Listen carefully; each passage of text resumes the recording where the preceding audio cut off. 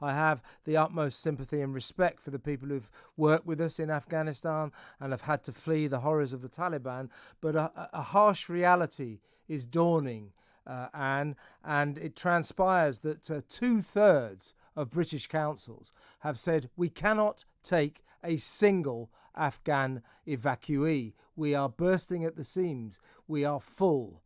So there is a problem here, isn't there? Well, there was always going to be a problem, given the numbers that have come in the time available. If all this had been planned out much earlier, particularly with the interpreters and those who actually worked with our armed services. I mean, newspapers and the media have been going on for years about this, and it was all done at the last minute, which is a large source of the problem. There hasn't been a proper resettlement program, but this was a NATO war, and all NATO countries, I think, should now step up to the plate and help, and we have got to do that. And we have got to somehow manage to settle them. And just let me say this, we have goodness knows how many illegal immigrants in this country who haven't been invited in, who should not be here at all. Yeah. Somehow they're being housed. So we've just got to get on with this. But there is going to be a sort of sheer harsh reality problem, isn't there? Given that these boroughs and councils all over the country are just saying, we do not have the capacity to take these people. Their infrastructure is bursting at the seams, health facilities, jobs, homes, they're just not there. So I'm just wondering whether or not we really thought ahead and planned properly when we generously offered to take 20,000 of them. I mean, and also, Anne, it does put into sharp focus the ludicrous nature of Labour calling for us to let many, many more than 20,000 in. Well, I mean, that explains why Labour supporters have been drifting away from them, because they just don't talk realistic language anymore. And Keir Starmer is parading virtue, as you rightly said, but I think he should then be pressed with the questions. Well, if we're going to take even more, given that we, are encountering some difficulties at the moment, then it's going to be impossible. But as I say, most of this has been caused by the fact that there was no forward planning. We've now got to plan in a hurry. We've got the central government will have to help councils. There are goodness knows how many unoccupied properties in this country, which we all forget, which could be utilised. And help is going to have to be given for things like health and education, and as you rightly say, the infrastructure. But it's no good councils just saying nothing to do with us, Gov. This is a national situation. We have national obligations to those people who helped us. And you helped our armed services. And therefore, as I say, we've got to come up with the answer. But so has all NATO, because this was, everybody thinks it was a British-American war. No, it was a NATO war. Well, I don't think anybody in this country feels uncharitable towards the Afghan refugees. We all feel great sympathy for them. And I'm sure these councils that are saying, well, we just can't take them, that's not out of a mean-spirited approach to this situation. They just feel that they cannot fit them in. They just have not got the room. Is the government able to force them to take these people?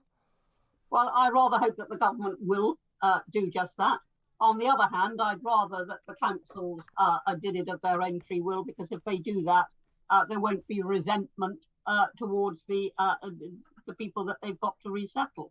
As I say, there are umpteen unoccupied properties in this country, umpteen. And it is just time now that we all have to say, right, this is not something we wanted, but it's something which has happened, and we have moral obligations, and we do have moral obligations.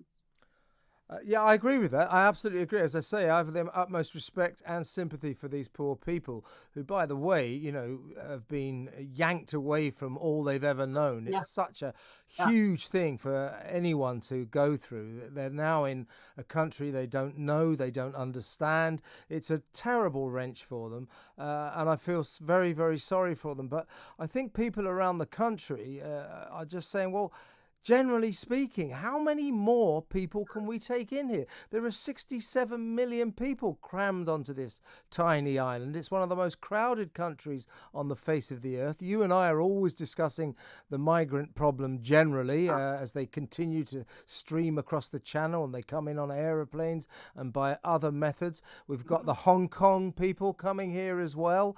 The optics of it seem to be that we just keep saying, yeah, we'll take more, we'll take more, we'll take more. And those of us, or many people who live in this country, are saying, when is this going to stop? Well, for a start, we should be stopping the channel crossings. We should be far tougher than we are on illegal immigration. We should certainly be far more proactive than we are, and I've said this many times, probably even on your programme, in dealing with the sheer abuse that there is of the asylum system. And if we kept control of immigration that way, we could then find it much easier to welcome people who are here genuinely. And they are here genuinely. Every war causes displacement. You make a good point, Anne. I mean, I think if Priti Patel or the government generally had managed to stop all the dinghies coming across, at least we would feel that something was being done about our borders and probably feel a little happier about the Afghans coming here. Here's another problem, I think, with this difficult situation. Sadiq Khan, the mayor of London, says he wants to house Afghan refugees in council houses. Now, that's going to get a lot of people saying, well, I'm waiting for a council house and I'm a British citizen. It's going to set up a lot of resentment, don't you fear? Well, I think if this sort of debate goes on, then some resentment may be generated. I think we need to take a much greater can-do attitude towards it. Now, it isn't necessary to solely use council houses. There are lots of other ways. And as I say, there's an awful lot of unoccupied property. There are lots of other ways that councils can imaginatively and over time house them, but they must be made to feel welcome. They're not causing a problem in this country. The problem is being caused because we've been so wretchedly inadequate in dealing with illegal immigration. That's where the problem is. And we should also remember that, we're always talking about needing a greater supply of labour, and particularly the Remainers say this. They say, oh, Brexit has taken away all our labour supply. Well, look what's just coming in.